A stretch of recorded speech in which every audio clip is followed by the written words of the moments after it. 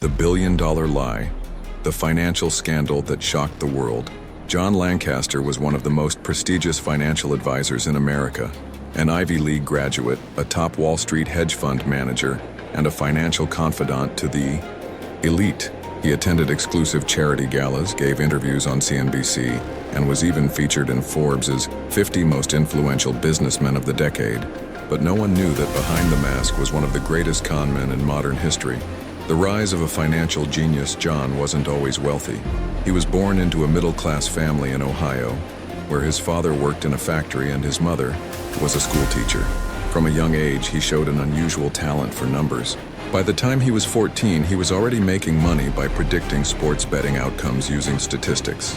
At Harvard, he quickly gained a reputation as a financial prodigy. His thesis on high-frequency trading algorithms was considered revolutionary. Many professors said he was the next Warren Buffett. By the time he turned 30, he had founded Lancaster Capital, a hedge fund that promised investors a guaranteed 40% annual return. In the financial world, such a thing was impossible.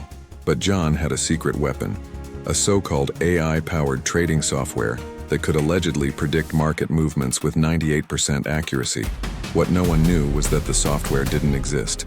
The illusion of success. John's operation was a Ponzi scheme. He used money from new investors to pay off the older ones, making it seem like his strategy was working flawlessly. The media praised him, calling him a financial genius. As more and more billionaires and institutions invested, John began living a life of pure excess. He bought 6 mansions across the world, a fleet of luxury cars, a private island in the Caribbean, and even a collection of rare Picasso paintings. At one point, even the U.S. government sought his advice on global finance. He was invited to private White House dinners, shaking hands with presidents and discussing economic policies. It seemed like nothing could go wrong. The cracks began to show, but not everyone believed in John's perfect system.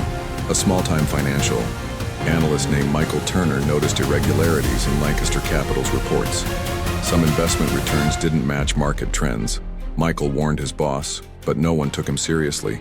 So he started investigating on his own, late nights digging through thousands of documents, comparing numbers. And then he found it, proof that the AI software never existed. Michael leaked his findings to an independent journalist who published an expose titled, "The Billion-Dollar Lie. Is Lancaster Capital a Scam?" At first, John dismissed the claims, calling them jealous attacks by amateur analysts. But soon more whistleblowers came forward. The collapse begins. Investors panicked. People started withdrawing their money. The problem? There was no money to withdraw.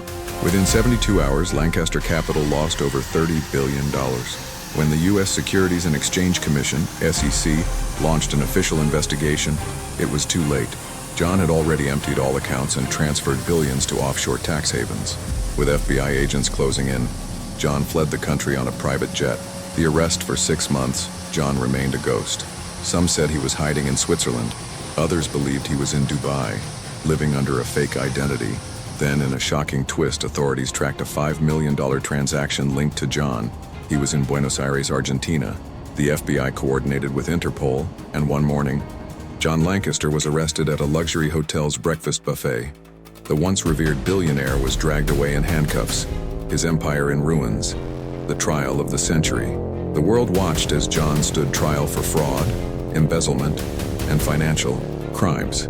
During the proceedings, shocking details emerged. John never actually completed his Harvard degree. The so-called AI trading software was just a random number generator. He had stolen a staggering $218 billion, the largest financial fraud in history. When the judge announced a life sentence, John just smiled. "The game was fun while it lasted," he whispered. Even behind bars, John remains a mystery. Some say he still has billions hidden somewhere, a fortune waiting to be reclaimed.